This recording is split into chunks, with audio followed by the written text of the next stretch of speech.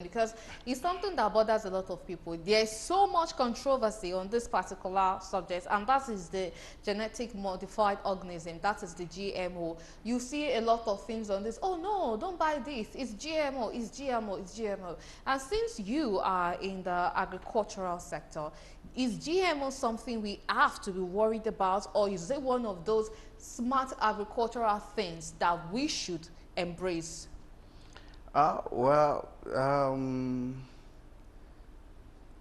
or is it something that you find controversial too and you don't want to talk about?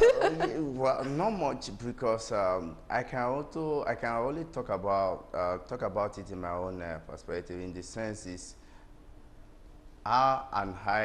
we encourage organic farming. Okay. And we are trying to do the advocacy of the people going to organic farming. I do it in my own backyard, just like what she said. What I eat in my house, even in my estate, the entire estate, most people, what they are eating in their household, they produce themselves. I produce my tomato myself, my vegetable, my fish, my chicken. So I'm working towards the goat and the corn.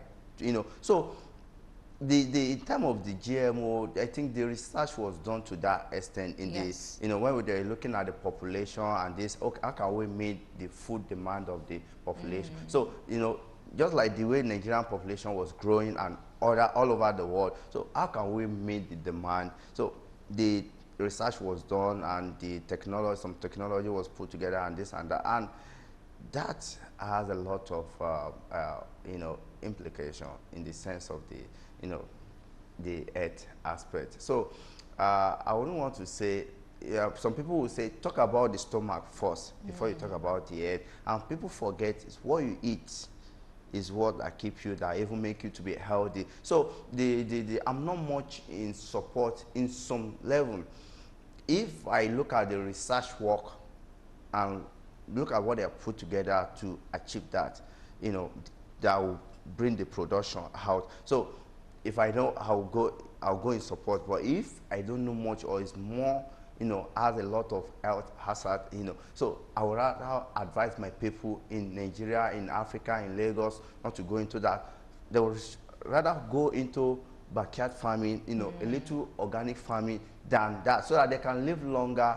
They say health is wealth. Yes, so definitely. It's very important that wash and be careful of what you put into your mouth and put into your stomach. Okay, so all right. I would like to advise Nigeria and Africa in general.